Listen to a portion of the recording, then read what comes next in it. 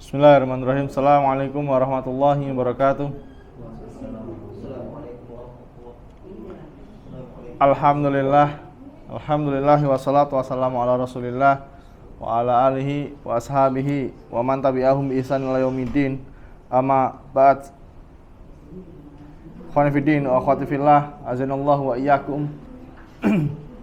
Alhamdulillah, kita bersyukur pada Allah Subhanahu wa taala karena dengan rahmat dan nikmatnya dan kemudahan darinya kita masih berjumpa di tempat yang sama-sama kita cintai ini, yang insya Allah selalu mendapatkan keberkahan dari Allah Subhanahu wa taala, di Mushola Rumah Sakit Air Bunda, Kota Lubuk Linggau, dalam rangka untuk melaksanakan kewajiban kita, yaitu mempelajari agama Allah Subhanahu wa taala yang Allah perintahkan melalui lisan nabinya yang mulia. Talabul ilmi faridatun ala kulli muslim. Menuntut ilmu itu hukumnya wajib bagi setiap muslim dan muslimah. Kemudian salawat dan salam semoga selalu tercurahkan kepada junjungan kita, suri tauladan kita, Nabi Muhammad SAW. Dan kita berharap salawat itu juga turun pada keluarganya, pada para sahabatnya, dan orang-orang yang senantiasa berpegang teguh dengan sunnahnya hingga akhir zaman. Dan semoga kita termasuk dari orang-orang yang berpegang teguh dengan sunnah Nabi Muhammad SAW. Ikhwani fiddin wa akhwati fillah, azanallahu wa iyyakum.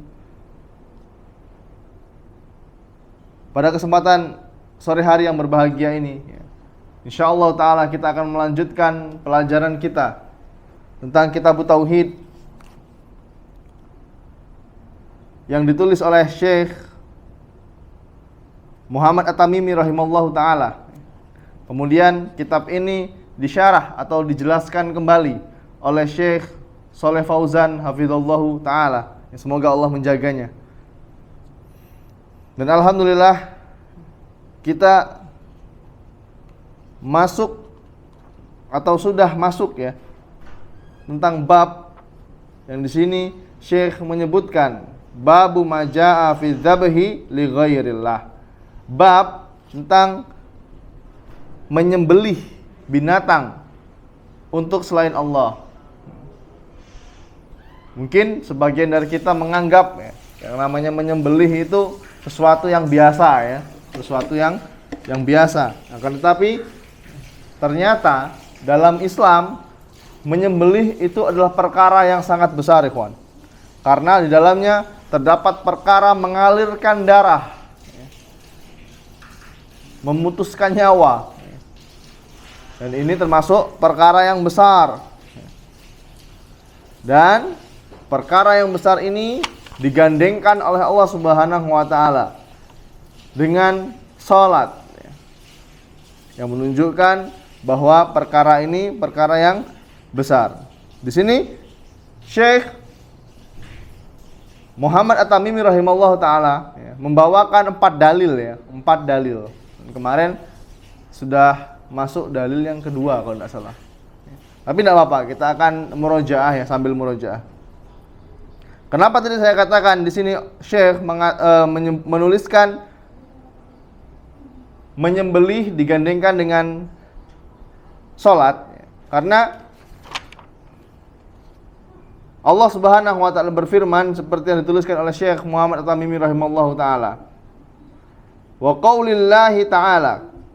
Allah Subhanahu wa taala berfirman, "Qul inna salati wa nusuki wa mayahya wa mamati lillahi rabbil alamin la syarikalah wa bidzalika umirtu wa ana awwalul muslimin." Allah Subhanahu wa taala berfirman, "Qul," katakanlah wahai Muhammad, katakanlah wahai Rasul, bahwasanya inna sholati, sesungguhnya sholatku ini, wa nusuki, penyembelihanku, wa mayyahya, dan hidupku, wa mamati, dan matiku, lillahi rabbil alamin, semata-mata hanya untuk Allah Subhanahu wa taala, Rabbul Alamin, Rabb semesta alam. La syarikalah. Tidak ada sekutu baginya, bagi Allah Subhanahu wa taala. Wa bidzalika umirtu wa ana awwalul muslimin. Demikian itulah yang diperintahkan kepadaku, dan aku adalah orang yang pertama-tama menyerahkan diri kepada Allah Subhanahu wa taala. Muslimin artinya orang yang menyerahkan diri. Islam artinya berserah diri. Kalau muslimin berarti orang yang berserah diri. Ini pelajaran Ustaz Tegar insyaallah ya.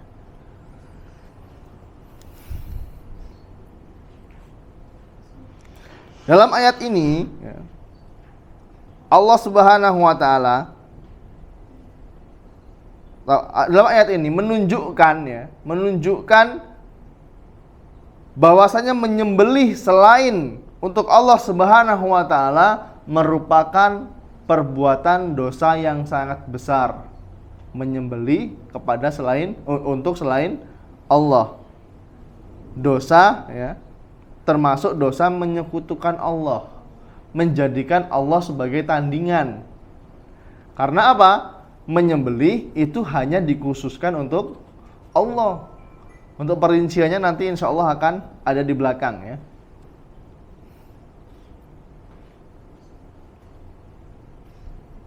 Karena Allah Subhanahu wa taala menggandengkan perbuatan menyembelih ini dengan salat. Seperti yang sudah kita ketahui bahwasanya salat itu tidak boleh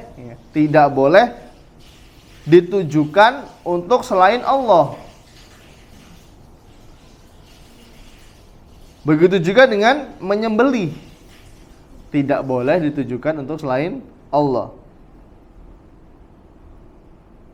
Di sini Allah Subhanahu wa taala menekankan, lebih menekankan dalam surat Al-An'am tadi. Allah Subhanahu wa taala mengatakan lillahi rabbil alamin. Sesembelihanku itu hanya untuk Rabb semesta alam. Inna sholati wa nusuki lillahi rabbil alamin. Bisa dipahami ya? Salatku, sembelihanku lillahi rabbil alamin. Hanya untuk Allah Subhanahu wa taala. Dan Allah Subhanahu wa taala menekankan lagi, la syarikalah. Tidak ada sekutu bagi Allah. Tidak ada tandingan bagi Allah Subhanahu wa taala. Dan Allah juga menekankan wa ana awalul muslimin, dan aku adalah orang yang pertama kali berserah diri. Karena apa? Di sini Allah Subhanahu wa taala memerintahkan kepada Nabi Muhammad sallallahu alaihi wasallam, "Qul," katakanlah wahai Muhammad, katakanlah wahai Rasul. Kemudian di akhir ayat ini Allah memerintahkan Nabi Muhammad SAW untuk mengatakan wa ana awalul muslimin, dan aku adalah orang yang pertama kali berserah diri. Karena apa ya ikhwani fillah rahimani wa rahimakumullah? Setiap para nabi dan setiap para rasul itu adalah orang yang pertama kali menyerahkan diri kepada Allah Subhanahu wa taala sebelum kaumnya. Ya. Mereka pasti Islam dulu baru berdakwah. Jadi di sini Allah Subhanahu wa taala memerintahkan Nabi Muhammad SAW untuk menyampaikan perintah inna sholati, sesungguhnya sholatku, wa nusuki, wa mahyaya wa mamati, ya, hidupku dan matiku itu hanya untuk Allah, memerintahkan kepada kaumnya. Karena seperti yang kita ketahui ya, di zaman Nabi Muhammad SAW, kaum musyrikin itu paling hobi, paling suka memberikan sesembahan kepada selain Allah. Ada acara ya, ada kabar gembira gitu kan, langsung menyembelih untuk patung, untuk berhala, ya, untuk batu. Nah, ini dibantah oleh Allah Subhanahu wa taala.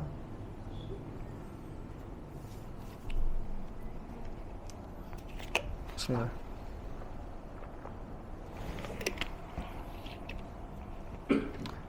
Kemudian dalil yang kedua, ya, Allah Subhanahu wa taala berfirman, "Fasholli li rabbika wanhar." Maka dirikanlah salat untuk Rabbmu dan sembelihlah kurban untuknya.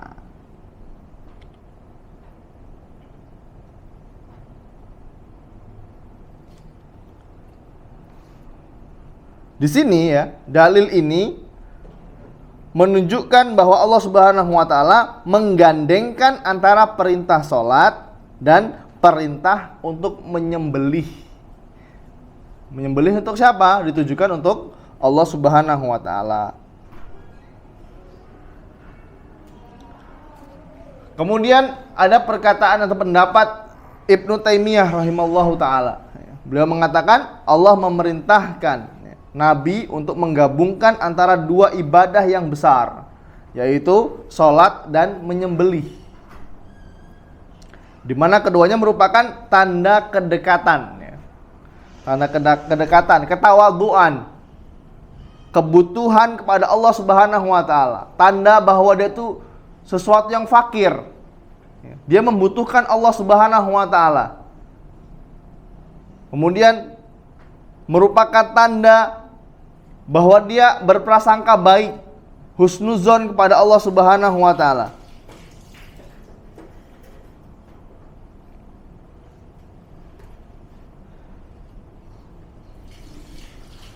Dan dia yakin bahwasanya sesembelihannya ini akan diganti oleh Allah Subhanahu wa taala. Dan hal ini bertolak belakang dengan orang yang sombong dan angkuh. Orang yang merasa tidak butuh kepada Allah Subhanahu wa taala.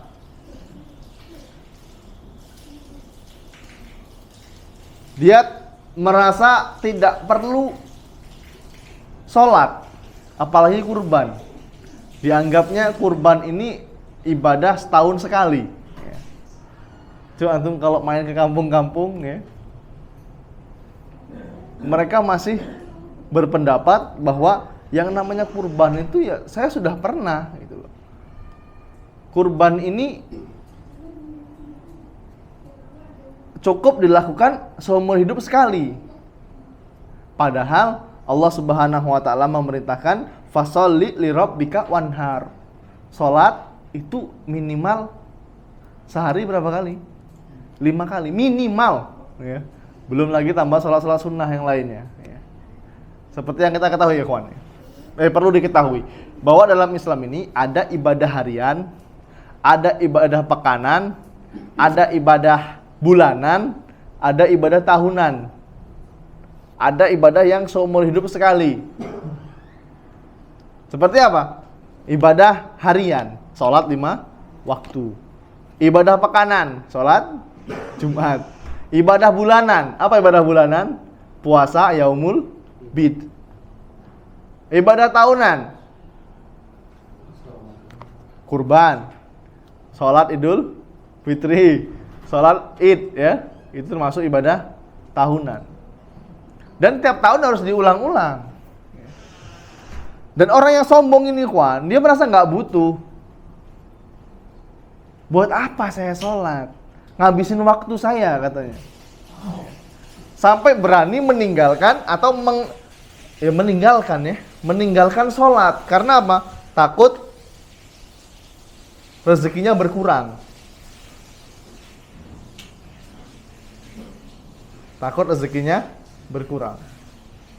Mungkin buat teman-teman ya yang menyaksikan siaran langsung ini, saya juga belum pernah merasakan euforianya sih. Katanya kalau buat teman-teman yang pernah umroh gitu kan, itu ketika azan ya berkumandang, toko-toko langsung tutup ya. Bener dok ya? Dan saya punya teman yang kuliah di Madinah ya, dan mulazamah di Mekah. Mereka bercerita bahwasanya di sana itu kehidupan sangat santai. Orang-orang Arab asli itu santai kehidupannya. Kenapa santai? Mereka kerja nggak kayak kita, ikhwan. Ini cerita teman saya. Mereka kerja nggak kayak kita dari jam berapa? 7.15 misalnya, jam 7.30. Mereka kerja jam 10, ya buka toko jam 10, jam 9, ya. Atau berangkat ke kantor jam 9. Waktunya ngopi, mereka ngopi. Waktunya ngeteh, mereka ngeteh. Ngobrol dulu, santai dulu. Tapi waktunya sholat, dia sholat. Waktunya beribadah, dia tinggalkan pekerjaannya. Tapi kenapa mereka lebih kaya daripada kita? Kehidupan mereka tuh lebih kaya gitu loh. Satu yang membedakan, ikhwan, ketakwaan. Ya. Ketakwaan kepada Allah Subhanahu wa taala. Kalau mau dibandingkan sama Saudi, Indonesia ini gimana? Jauh kan? Di Saudi yang diandalkan cuma apa? Minyak. Indonesia minyak ada, batu bara ada, emas, apalagi perak, timah. Insya Allah semua ada di Indonesia ya. Tapi kenapa lebih kaya mereka daripada kita? Karena ketakwaan. Ketakwaan kepada Allah Subhanahu wa taala. Dan ini yang membedakan ketakwaan kepada Allah.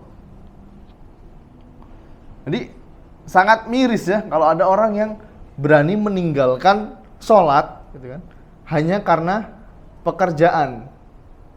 Kecuali ada uzur ya, kecuali ada uzur. Dan ini pun tidak meninggalkan, ditunda sholatnya. Seperti safar ya, sakit, nggak bisa sholat berjamaah ya. Uzur namanya, hujan. Tapi kalau nggak ada uzur ya, khawatir nutup tokonya, kalau ditutup tokonya nanti omsetnya berkurang. Nah ini yang salah, yang perlu diperbaiki.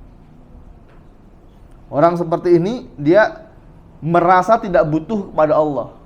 Kalaupun dia berkurban ya, biasanya ya, hatinya itu tidak tertaut kepada Allah. Kurbannya ini sekedar formalitas, paham nggak? Oh, saya masa bos pupuk misalnya, saya bos toko kelontong masa nggak kurban? Malu nanti dilihat orang, apa kata orang? Akhirnya berkurban. Saya punya perusahaan 6, masa nggak kurban sih? Malulah, akhirnya berkurban. Dan ini tertolak kurbannya. Karena apa? Tidak diikhlaskan karena Allah. Walaupun perkara ini termasuk ibadah hati ya, hanya Dia dan Allah yang tahu. Tapi kalau hati kita sudah terbesit seperti ini, maka ibadah kita tertolak, ikhwan.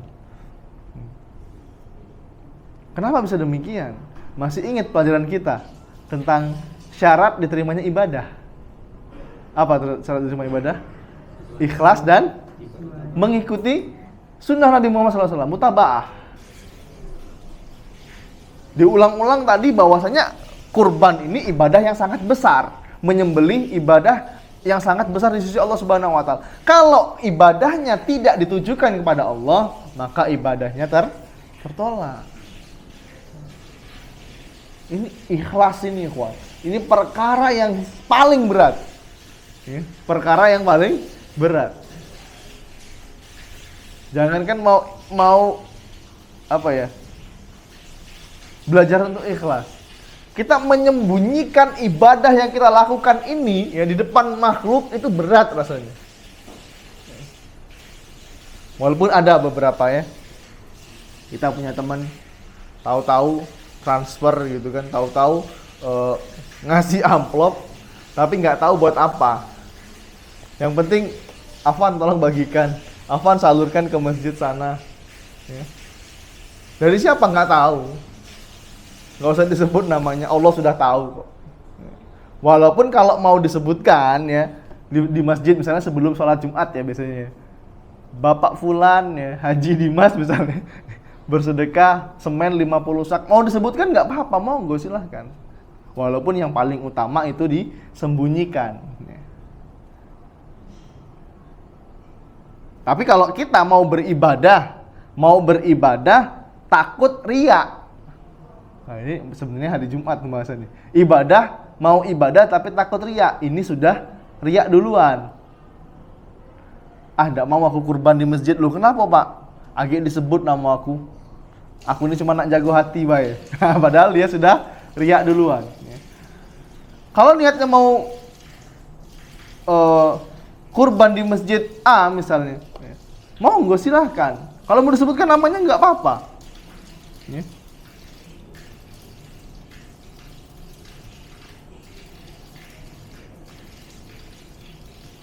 Jadi pelajaran tauhid ini, ikhwan, ini berkaitan satu sama lain. Tidak jauh dari ikhlas dan mutabaah. Ini harus di-upgrade terus, ikhwan. Masalah ikhlas sama mutabaah ini harus di-upgrade terus. Kira-kira ibadah kita ini sudah sesuai sunnah belum ya? Nah, ini harus di-upgrade. Nggak tahu, tanya. Ya. Insya Allah di Linggau ini nggak kekurangan Ustadz. Ya. Ustadz, kira-kira saya melakukan ini bener nggak, Ustadz? Ada contohnya nggak? Nggak apa-apa ya. Kita posisikan diri kita ini orang awam, ikhwan. Nggak apa-apa. Ya. Ini bukan malu yang tercela. Malu bertanya. Dalam bahasa Indonesia, malu bertanya sesat di jalan, gitu kan.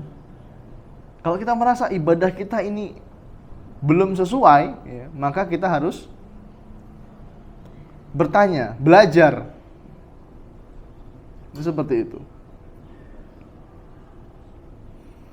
Kalau kita sudah memahami, ikhwan, bahwasanya menyembelih ini termasuk ibadah. Sama kayak apa tadi? Sholat. Harus diperinci lagi. Bagaimana cara melakukannya? Sholat. Oke, kita tahu bahwasanya sholat itu ibadah. Dan ibadah itu harus sesuai dengan sunnah. Bagaimana cara melakukan sholat?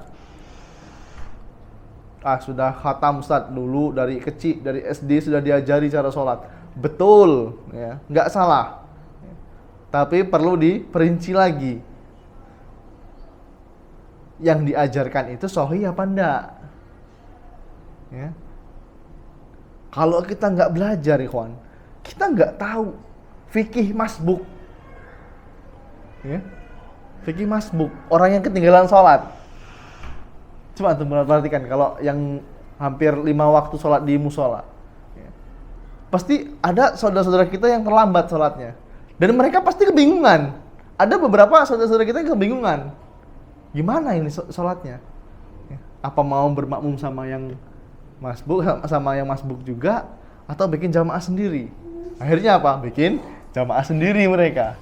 Padahal nggak boleh ada dua sholat berjamaah dalam satu tempat. Bisa dipahami ya? Begitu juga dengan menyembelih, ikhwan. Sudah tahu ini ibadah yang sangat besar nilainya di sisi Allah Subhanahu wa taala, kita harus belajar bagaimana cara menyembelih yang syar'i. Menghadapnya kemana, apa yang dipotong, ya kan? Posisinya seperti apa, pisaunya seperti apa jenisnya, ya. Bagaimana caranya biar enggak bau amis, enggak bau perengus, ya. Enggak bau darah. Ini ada teknisnya, ikhwan. Ini termasuk ibadah. Pernah nggak antum dapat daging dari masjid? Dari masjid kaum muslimin ya. Ketika ibadah Idul Kurban nggak kemakan, ikhwan. Karena apa? Udah bau duluan. Ini karena mereka bersemangat tapi tidak tahu ilmunya. Ya. Bersemangat melakukan ibadah tapi nggak tahu ilmunya. Yang nyembelih orangnya Wallahu alam. Kadang ada yang nggak sholat, ada yang sambil merokok, ya. Ngulitin daging sambil merokok. Padahal ini termasuk ibadah, pakai celana pendek, nggak nutup aurat. Pikir mereka udah menyembelih udah selesai, nggak tahu ilmunya, yang penting selesai, ya. Motong kambing 10 misalnya, sapi 2, yang penting zuhur selesai. Akhirnya, ya yang penting selesai, nggak melihat kualitas dagingnya. Ketika dibagikan kepada kaum muslimin, akhirnya nggak termakan karena nggak bisa dimasak dan bau, ya. Padahal ini termasuk ibadah yang harus dipelajari, ada ilmunya. Semua itu ada ilmunya, ya kawan.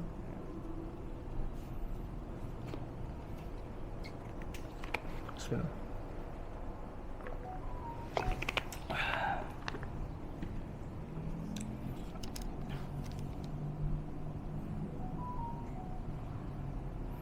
Nah, di sini Syekh Shalih Fauzan, ya, saya mengutip perkataan Syekh Shalih Fauzan, ma yustafadu minal ayah.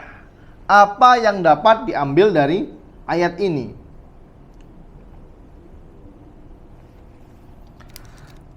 Anna zabha li ghairillahi syirkun akbar li annahu ibadatun. Anna zabaha, sesungguhnya menyembelih itu, menyembelih untuk selain Allah merupakan syirkun akbar. Apa syirkun akbar? Ya. Syirik besar, ya. Dan ini bisa mengeluarkan pelakunya dari Islam.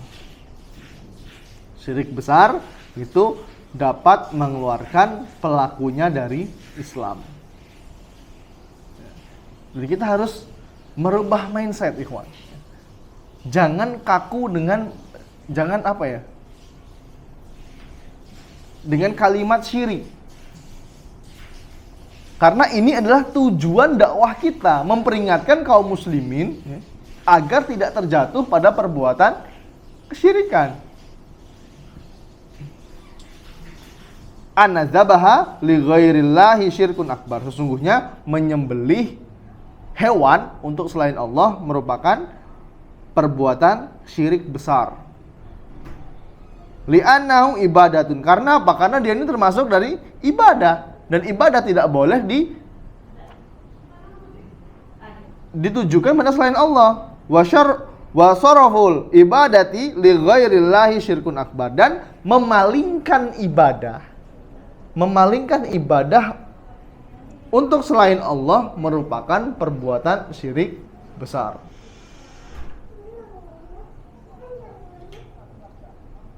Bernazar, misalnya pengen nyembelih sapi, tapi di sungai, ditujukan untuk penghuni sungai katanya. Agar apa? Agar sungainya tidak meluap. Berarti setahun ini banjir 2 kali karena kita tidak memberikan sesembahan kepada penghuni sungai, puyang kita. Nah, ini yang dimaksud dengan syirik akbar.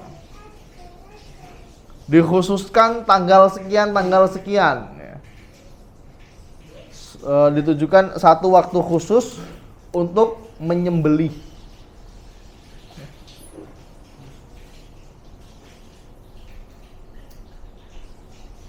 Dan ini tidak boleh, kawan.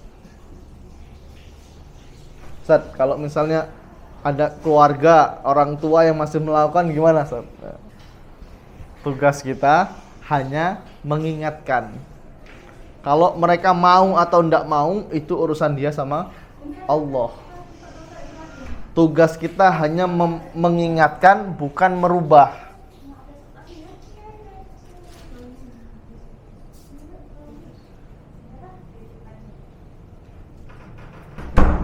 Tugas kita hanya menyampaikan dakwah, ya, bukan merubah mereka untuk mengikuti dakwah kita. Ya. Bisa dipahami, ya? Seperti apa yang disampaikan oleh Nabi Muhammad SAW.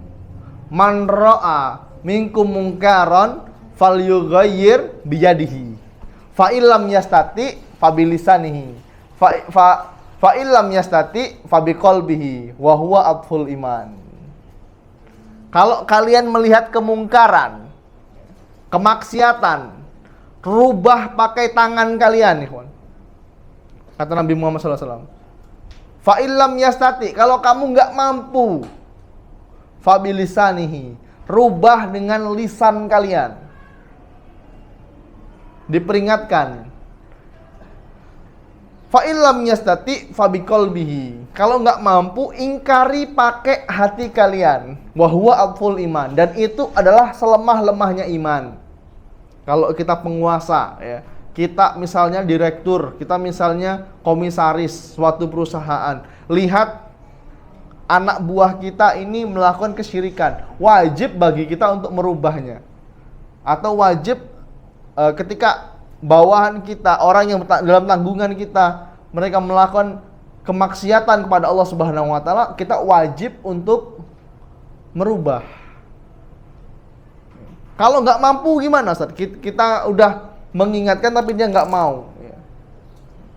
Atau kita lihat anak buah kita berjudi misalnya, buang alat judinya. Karena apa? Kita punya kekuasaan, kita pemimpin. Kalau nggak mampu gimana, Ustaz? Kalau nggak mampu kita pakai lisan, dinasehatin. Kalau nggak mampu, kita rakyat biasa, lihat ada kemaksiatan atau orang tua kita mungkin masih melakukan kemaksiatan dan kita nggak mampu untuk menasihatinya, maka kita harus mengingkari dengan hati. Kita harus meyakini bahwa perbuatan yang dia lakukan ini adalah dosa besar, dan saya meyakini bahwa ini adalah dosa. Jadi seperti itu.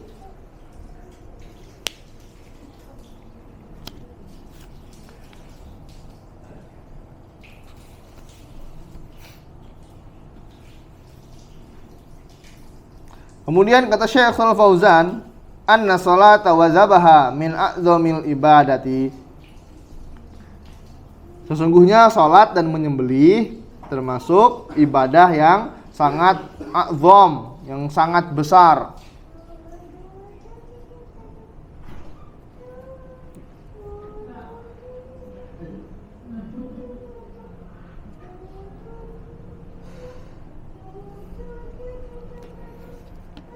Baik. Kemudian dalil yang ketiga, ikhwan.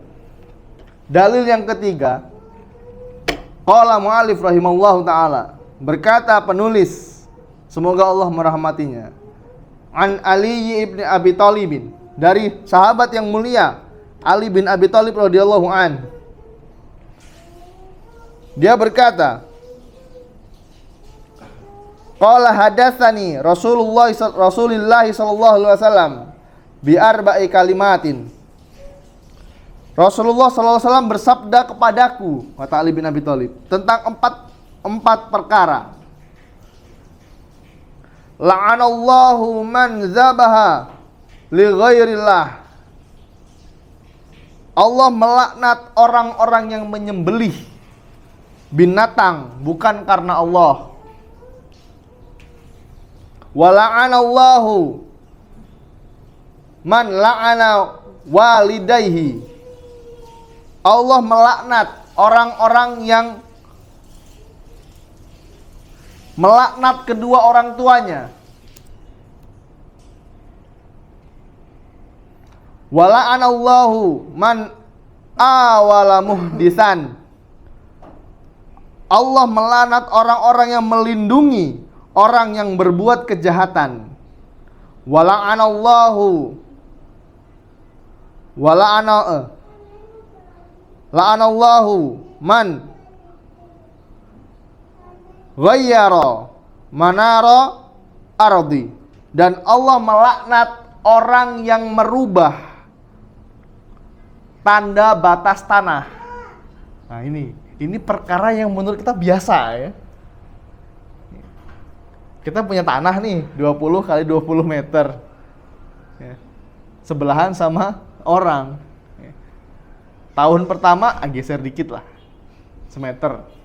Ini padahal kayak seperti ringan, dan padahal terlihat ringan, padahal ini dosanya sangat besar. Kalau sudah la'anallah, Allah melaknat, Allah melaknat, berarti putus keberkahan, ikhwan. Kalau nggak ada keberkahan, apalagi yang kita cari di dunia ini? Ya. Kalau nggak ada keberkahan dari Allah Subhanahu Wa Taala, apalagi yang kita cari?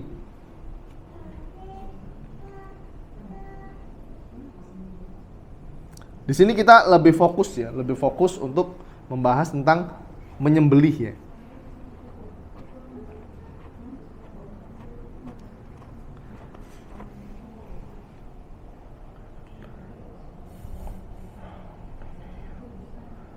Di sini An-Nawawi rahimahullahu taala beliau mengatakan menyembelih kepada selain Allah maksudnya adalah ia menyembelih dengan nama selain Allah.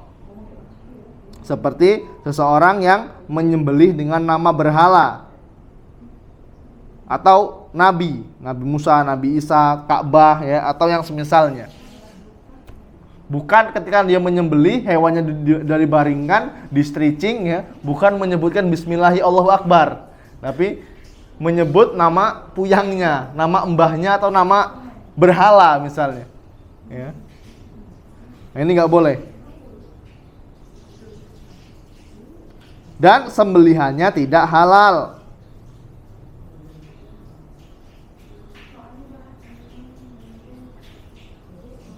Apakah yang menyembelih seorang muslim ya, atau Nasrani atau Yahudi?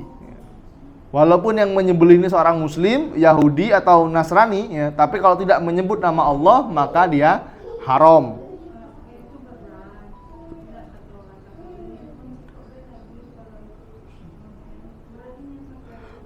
Ikhwani fillah rahimani wa rahimakumullah, menyembelih hewan ya, secara umum itu ada dua bentuk. Menyembelih itu secara umum ada dua bentuk dan masing-masing ya terbagi juga dalam beberapa bentuk. Yang pertama, menyembelih bukan karena ibadah. Menyembelih ayam, menyembelih sapi, menyembelih kambing ya, bukan karena ibadah.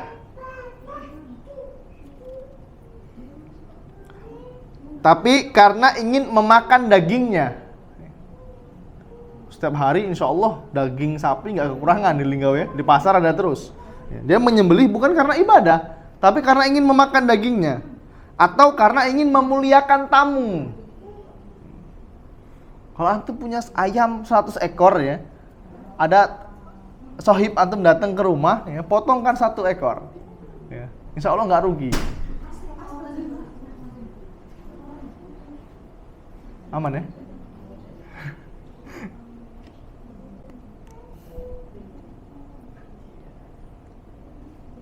Ketika dia menyembelih ya, untuk memakan dagingnya atau dalam rangka untuk memuliakan tamu ya, ini terbagi lagi menjadi 3. Kita lebih ini lagi ya, lebih fokus lagi. Dia punya hewan disembelih dalam rangka untuk memuliakan tamu misalnya. Kita ambil studi kasus untuk memuliakan tamu. Dan ini dibagi lagi menjadi 3. Ya. Menyembelihnya, ketika dia menyembelih, ini menyebut nama Allah. Maka hukumnya halal dimakan. Boleh kita makan. Tapi nggak perlu juga kita tanya sama teman kita. Afwan mas, maaf mas, ini tadi nyembelihnya pakai bismillah nggak ya? Nggak perlu kita tanya. Atau kita makan ke restoran cepat saji misalnya. Restoran ayam bakar, restoran ayam gulai misalnya. Nanya sama kokinya, Pak tadi ini nyembelihnya pakai bismillah nggak ya? Nggak perlu kita tanya. Cukup kita mengucapkan bismillah ketika makan. Ingat ya, doa makan cukup bismillah. Dan ini jadi halal. Tapi kalau sudah jelas kita melihat pakai kepala mata kita sendiri, dia menyembelihnya tidak menyebut nama Allah, maka jadi haram. Kemudian itu yang pertama. Kemudian yang kedua, ya, menyembelih dengan tidak menyebut nama Allah, ya, maka hukum sembelihannya adalah haram karena ini termasuk dari bangkai. Ya. Menyembelih tidak menyebut nama Allah dihukumi kita makan bangkai. Apa hukum makan bangkai? Haram. Nyembelih bangkai pakai bismillah pun tetap haram karena sudah mati duluan. Ini biasanya setiap tahun ada ini, sering terjadi. Nyembelih sapi, ya, panitia kurban menyembelih sapi, nggak tahu teknisnya, yang penting sapinya roboh. Yang penting sapinya roboh, nggak tahu kondisi sapinya stres apa enggak, kondisi panitianya terlatih apa enggak. Ya namanya orang banyak ya, susah kita koordinasinya. Yang penting roboh. Dililitkan di leher. Di tali di pohon misalnya atau di kayu. Yang mau nyembelih tukang jagalnya sibuk baca Sohibul Kurban. Ini terjadi ya seperti ini. Baca nama-nama Sohibul Kurban. Misalnya kalau sapi kan ada 7. Kita bertujuh nih patungan 3.500.000 beli sapi harga misalnya 23 juta atau 25 juta. Itu nominal yang nggak sedikit, ikhwan. Tapi karena tukang jagalnya ini kurang berpengalaman, kurang jam terbang, ya, sibuk baca itu, dia nggak memikirkan kondisi sapinya. Akhirnya apa? Kondisi sapinya mati duluan, nggak bersuara lagi sapinya. Sudah selesai baru disembeli. Apakah menyembeli bangkai keluar darahnya? Enggak. Terus gimana ini sapinya ini? Dikubur atau dibuang, dikasih makan apa? Dicincang, kasih makan ikan, ya. Lebih amannya sih dikubur karena ini sudah bangkai. Jadi seperti itu.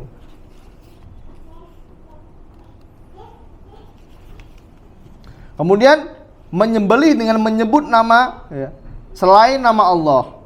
Seperti nama Nabi Isa, Nabi Musa atau nama Ka'bah ya, demi Ka'bah atau untuk Ka'bah misalnya. Ka'bah adalah tempat yang suci yang mulia ya. Tapi tetap nggak boleh.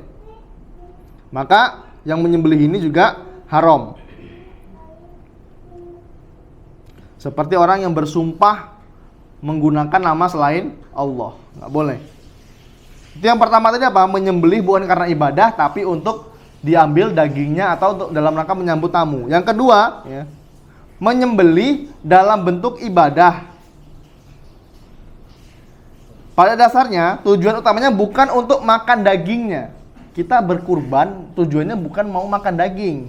Kalau mau makan daging setiap hari kita bisa beli. Daging sapi mana 130-150 kilo. Insya Allah masih mampu kita beli. Kita menyembelih bukan untuk makan dagingnya, tapi tujuannya emang untuk beribadah. Tujuannya untuk mengalirkan darah. Nah ini, kurban itu ikhwan. Tujuan utamanya itu mengalirkan darah. Dari hewan yang tadinya hidup, sehat, ya, sempurna, kita baringkan, kita sembelih sehingga darahnya mengalir. Ini termasuk ibadah. Bukan ibadahnya itu untuk makan dagingnya, bukan. Ya.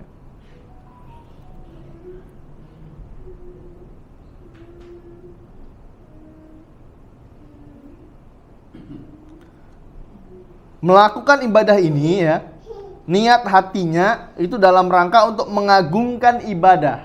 Seperti apa? Ibadah kurban, nazar, akikoh, ya.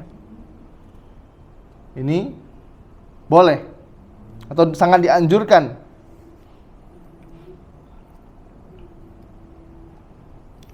Dan ini masih dibagi lagi. Menyembelih untuk Allah. Dan ini termasuk ibadah yang sangat mulia. Seperti Idul Adha, ya, akikoh, haji ketika haji, dan menyembelih dalam rangka untuk nazar. Dan nazar ini juga nanti diperinci lagi, ikhwan. Nazar ini ada yang boleh dan ada yang tidak boleh. Kalau nazarnya masih dalam koridor yang syar'i, maka boleh kita menyembelih. Tapi kalau misalnya, kalau misalnya aku panen tahun ini tembus 50 ton, aku nak motong sapi di Sungai Kasie misalnya. Ini apa tujuannya motong di sana? Dan sumpah nazar seperti ini harus dibatalkan. Tapi kalau sekedar, nanti kalau saya panen tembus 50 ton, sekali panen ini saya mau motong sapi, saya mau sedekah ke panti asuhan. Ini boleh. Padahal ini ibadah yang tidak ditekankan. Kalau misalnya takdirnya itu panennya 50 ton, ya, pasti ya 50 ton. Bukan karena nazar kita. Tadinya kan mungkin Allah, ini dalam pikiran dia ya, Allah akan membuat panen ini 30 ton. Jadi ketika saya bernazar, pasti Allah akan naikkan jadi 50 ton. Bukan seperti itu konsepnya. Ya. Bukan seperti itu. Karena nazar ini tidak merubah takdir, ikhwan. Nazar tidak merubah takdir. Nah, ini ada pembahasan sendiri tentang nazar.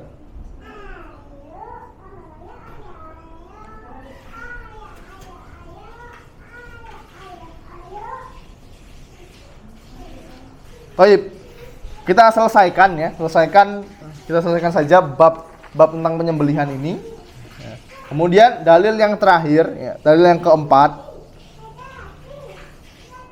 Dalil yang keempat dari sahabat yang mulia Thariq bin Syihab, wa an Thariq bin Syihabin radhiyallahu an. Anna Rasulullah sallallahu alaihi wasallam, sesungguhnya Rasulullah sallallahu alaihi wasallam beliau bersabda, dakhalal jannata rajulun fi dzubabin. Ada seseorang yang masuk surga karena seekor lalat. Nah ini. Masuk surga hanya karena seekor lalat. Wa dakhalan nar rajulun fi dzubabin. Dan ada seseorang laki-laki yang masuk neraka hanya karena seekor lalat. Kemudian qalu, para sahabat bertanya, wa kaifa dzalika ya Rasulullah? Dan bagaimana kok itu bisa terjadi wahai Rasulullah? Qala, Rasulullah SAW bersabda, marra rajulani ala qaumin lahum sonamun la yujawazuhu ahadun hatta yuqarriba lahu syai'an. Qalu la ahadihima qarrib. Ada dua orang berjalan melewati suatu kelompok, suatu kaum.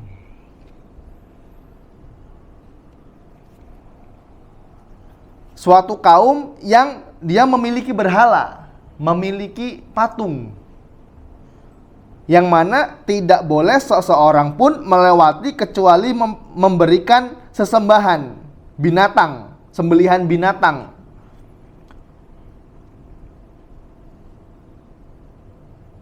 Maka orang ini berkata, atau konteks hadisnya qarib. Qala laisa andi syai'un aqarib.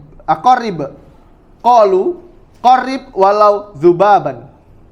Berikan sesembahan walaupun engkau menyembelih seekor lalat.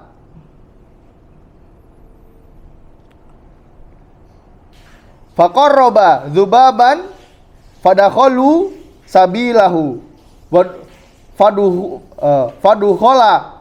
faduholan nar wa qalul akhar qarrib qala ma kuntu li aqarriba li ahadin syai'an zunallahi azza wa jal fadarabu unaqahu fadakhalal jannah. Berikan sesembahan walaupun hanya seekor lalat, menyembelih seekor lalat. Ini bayangkan nih, Wan. Dia masuk surga hanya karena menyembelih hanya karena seekor lalat. Bagaimana kisahnya? Ketika penjaga patung, penjaga berhala kaum tadi mengatakan kepada keduanya, berikan sesembahan kalau mau lewat sini, kalau bahasa linggonya, kalau nak lewat sini, kau kasih sembelihan dulu. Kau kasih sesembahan dulu sama patung ini. Walaupun aku tidak punya apa-apa. Walaupun kau hanya ngasih seekor lalat. Akhirnya orang ini mencari seekor lalat. Kemudian disembelih atau dibunuh, disembahkan kepada berhala. Maka dipersilahkan lewat, silakan lewat. Tapi nanti dia masuk neraka. Karena apa? Memberikan sesembahan pada selain Allah. Dan satunya tadi saya nggak mau memberikan sesembahan walaupun itu seekor lalat. Akhirnya dia dibunuh oleh penjaga berhala dan dia masuk surga. Ya. Dia dipenggal lehernya, dia mati, akhirnya masuk surga. Orang yang lewat tadi, ya temennya tadi, dia memberikan sesembahan, akhirnya dia matinya masuk neraka.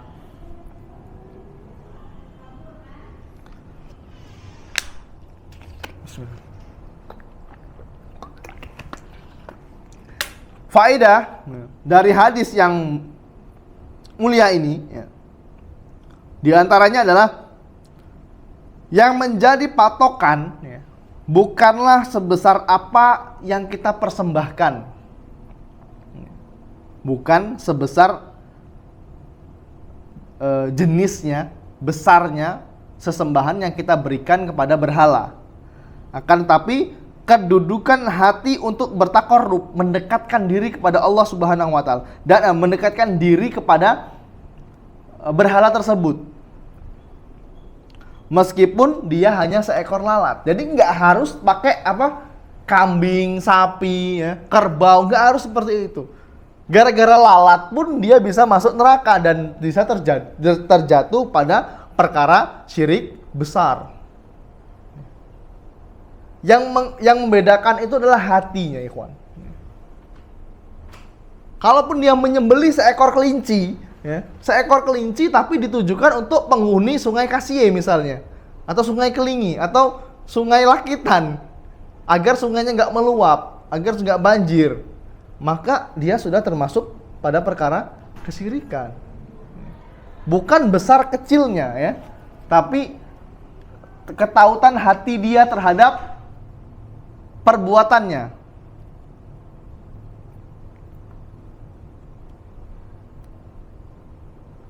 Kemudian pelajaran atau faedah yang dapat diambil selanjutnya adalah jika mempersembahkan lalat yang notabene-nya hewan yang sangat menjijikan, betul?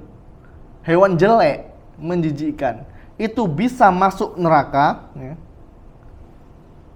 Apalagi mempersembahkan hewan yang pilihan terbaik.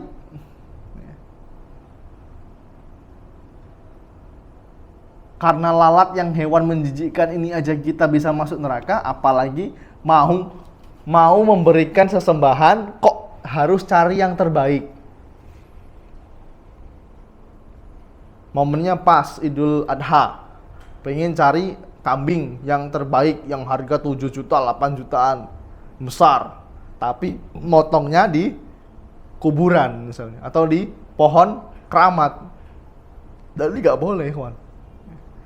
Karena momennya pas, tapi tujuan hatinya bukan untuk Allah, untuk penghuni tempat tersebut.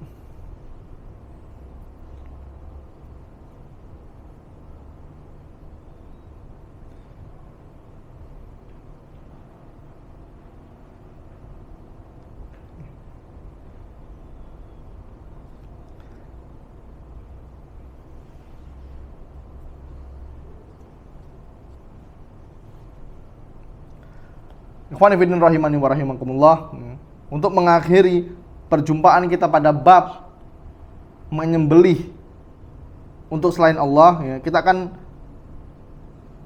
mengulas kandungan dari bab yang ke-10 ini, ya, tentang makna ayat qul inna sholati wa nusuki wa mahyaya wa mamati lillahi rabbil alamin la syarikalah wa bidzalika umirtu wa ana awwalul muslimin.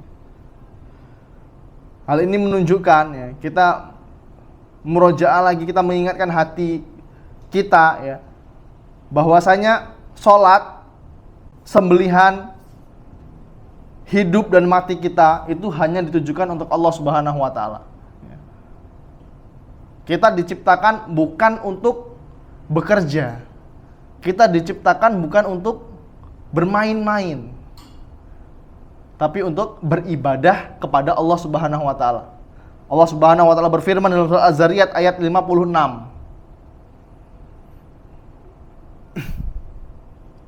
Yang mengatakan bahwasanya Allah Allah menciptakan jin dan manusia itu untuk beribadah kepada Allah. Wa ma khalaqtul jinna wal insa illa liya'budun. Dan tidaklah aku ciptakan jin dan manusia kecuali untuk beribadah kepadaku, kata Allah Subhanahu wa taala. Kemudian kandungan dari bab ini adalah Syekh membawakan dalil fasholli lirabbika wanhar. Maka dirikanlah salat dan berkurbanlah. Sudah kita jelaskan di pertengahan tadi bahwasanya salat ini merupakan ibadah harian. Salat itu ibadah harian dan kurban itu ibadah tahunan. Berkurban itu ibadah tahunan. Kurban itu bukan perkara mampu atau tidak mampu, tapi mau atau tidak mau. Yang menonton kajian ini insya Allah mampu semua, Pak. Kalau diniatkan dalam hati. Nabung 1 bulan 200.000 insya Allah sanggup. Bayar internet sebulan 305.000 atau 350.000. Ya. Tapi kalau suruh nabung untuk kurban berat rasanya. Ini kurban ini ibadah tahunan. Ya. Dan sholat itu ibadah harian. Kemudian kandungan dari bab ini ya, dilaknat orang yang menyembelih untuk selain Allah dan dilaknat orang yang melaknat orang tuanya.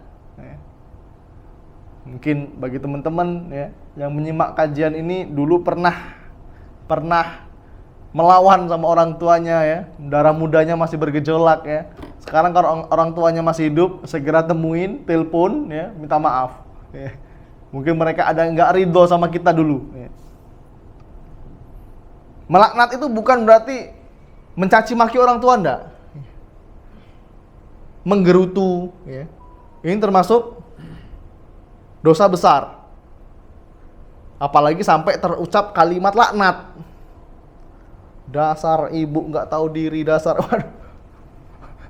Ini udah lain lagi nih perkaranya ini ya. Ini termasuk laknat. Kemudian Allah juga melaknat orang yang merubah tanda batas tanah. Yang punya tanah ya, harus hati-hati. Ya, mungkin yang hobi investasi tanah ya, dicek benar-benar tanahnya, atau luangkan waktu untuk ngecek lagi tanahnya. Jangan-jangan kita yang nggak zolim, orangnya sebelah yang zolim. Ya. Kita nggak zolim nih, udah bener tanah kita, tapi tetangga kita yang zolim. Jadi suatu ketika kita mau jual tanah, ya udah deal harganya cocok. Pas orang yang beli tanah kita ini mau bangun rumah atau bangunan, bermasalah sama tetangga. Katanya, oh kamu nih, kata tetangga kita, kamu nih nyerobot tanah saya. Ini loh tanda batasnya. Padahal dia yang merubah. Ini harus hati-hati, kawan. Ini bagi yang hobi investasi tanah. Ya. Mungkin hanya itu dapat saya sampaikan ya. Insya Allah kita lanjutkan pada pertemuan yang akan datang.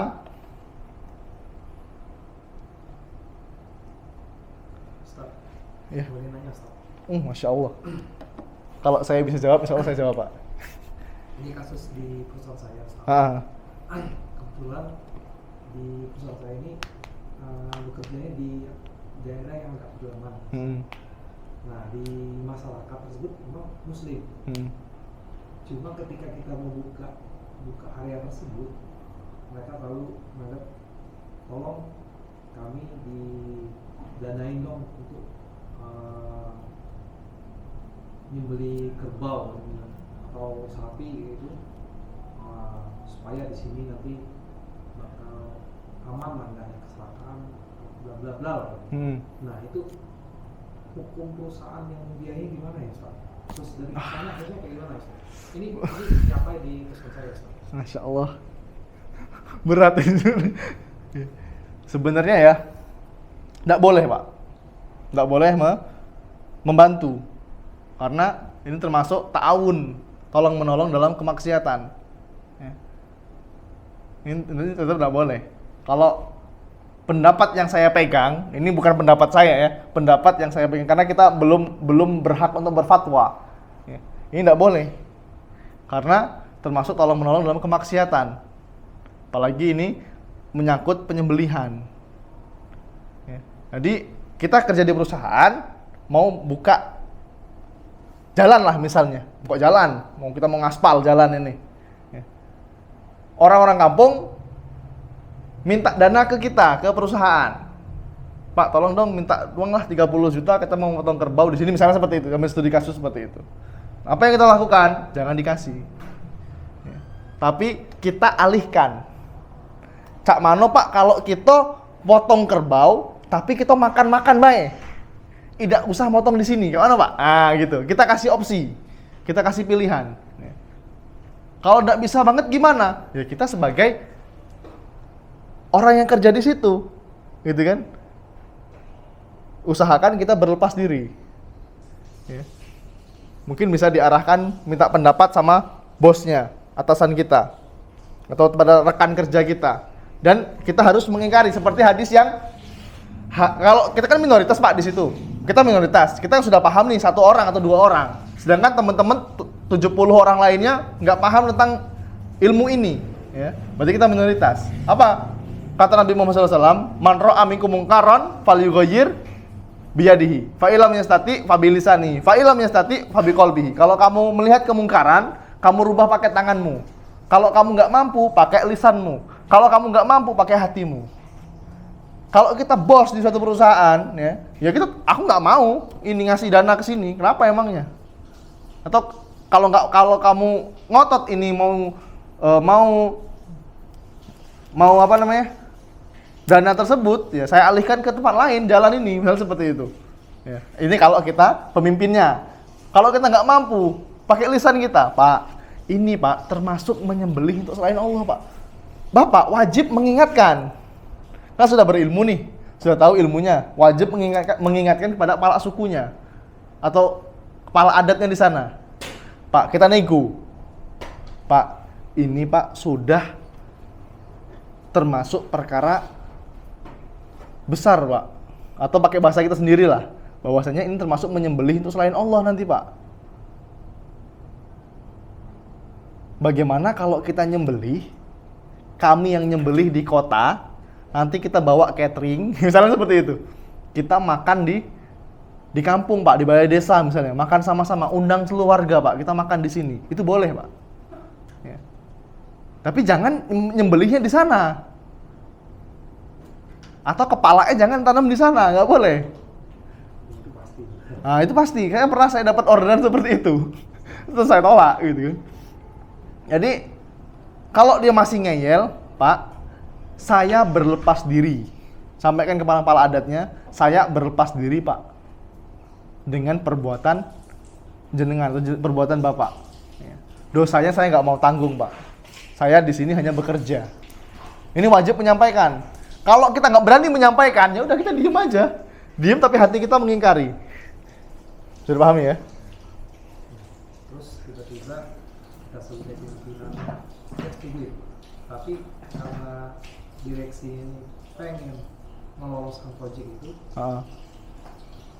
dikeluarkan dana tersebut. Itu gimana Ustaz? Berarti yang berdosa itu direksinya Pak. Yang berdosa itu direksinya, bukan Bapak. Karena Bapak sudah tahu ilmunya, Bapak sudah menyampaikan, tapi tetap mereka melakukan, ya tugas kita hanya menyampaikan, bukan merubah. Mereka nggak harus ngikutin kita, yang penting kita wajib menyampaikan. Ya. Sama bos, sampaikan sama bos. Bos, ini bos, perbuatan kita ini sudah melampaui batas bos. Ini termasuk perkara kesyirikan, atau pakai bahasa kita sendirilah ya, yang gampang dicerna oleh mereka. Kalau kita kasih dana buat mereka, berarti kita termasuk menolong mereka bos. Jadi gimana solusinya? Tapi kalau nggak ini nanti kita nggak income kita ya, dia berbeli duit, ya sudah bos silahkan. Tapi kalau bisa jangan libatkan saya di situ waktu acara prosesi itu. Saya bekerja di sini hanya untuk ngaspal jalan bos. Misalnya seperti itu, misal contoh ya, bukan untuk ngasih sembelihan. Saya sudah menyampaikan kalau bos tetap mau ngasih ke mereka, silahkan, tapi jangan libatkan saya. Tapi pakai bahasa yang baik Pak ya, pakai bahasa yang mudah dicerna sama mereka. Itu kalau menurut saya, bukan menurut saya ya, kalau sejauh ilmu yang saya punya Pak. Ya. Jelas ya? Allah Ta'ala alam bisawab ya. Jika ada kelebihan itu Jika ada kebaikan itu datangnya dari Allah Subhanahu wa taala, jika ada kesalahan itu datangnya dari saya pribadi dan bisikan syaitan yang terkutuk. Allah dan Rasulnya terbebas dari kesalahan tersebut. Kami akhiri, subhanakallahumma bihamdika asyhadu alla ilaha illa anta astaghfiruka wa atubu ilaik. Assalamualaikum warahmatullahi wabarakatuh.